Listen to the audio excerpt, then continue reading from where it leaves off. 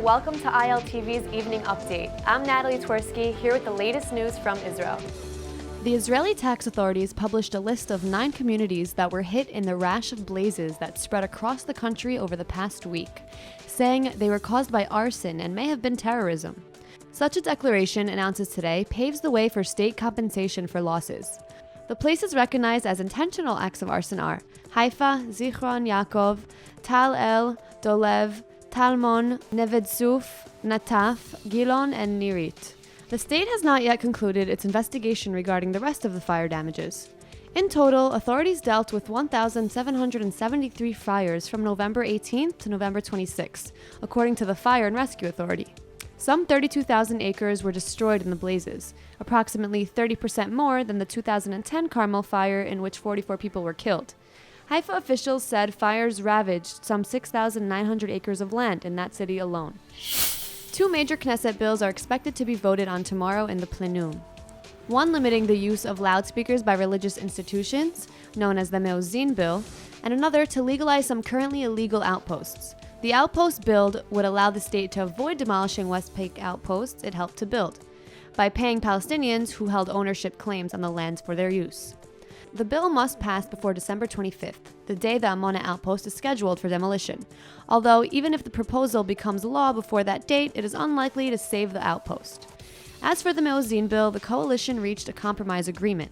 The bill will prohibit the use of loudspeakers by religious institutions between 11 o'clock at night and 7 in the morning, and during the day, their use will be limited to half the currently permitted decibel level.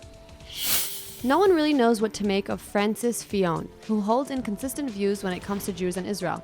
Just this past week, the nominee of the Union for a Popular Movement Party was harshly criticized for comparing the French Jewish community with the rise of Islamic fundamentalism. In July, he caused offense by inferring French Jews take advantage of a law permitting them to miss work on religious holidays. Even though he's taken strong stands against anti-Semitism and Holocaust denial, he also drew fire during his tenure as Prime Minister in 2012 for speaking out against the kosher slaughter of animals. While the center-right nominee says the Jewish state could be considered an ally, whose existence and security should never be challenged, he's also held open meetings with Hezbollah and Iran, which are committed to Israel's annihilation. While voicing support of Palestinian statehood, he's accused Israel of threatening world peace for delaying its creation. On the other hand, Fillon is taking Israel's side against his own nation's proposed peace conference, saying it's nonsensical to hold the summit if Jerusalem refuses to attend. As we've previously reported, the French government just implemented a new regulation, requiring all products originating in areas over the pre-1967 borders be labeled as such and not as made in Israel. Deputy Minister Michael Oren, who's a Kulanu party member of Knesset, is responding fiercely. He sent out a tweet calling on all Israelis to now think twice before buying any goods from France.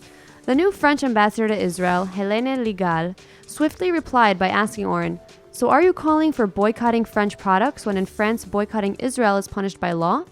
Israeli officials already made that same point.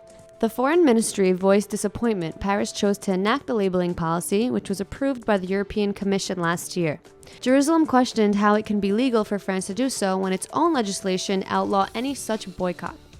That's all for now. Stay tuned on ILTV.tv for our main daily broadcast playing after this.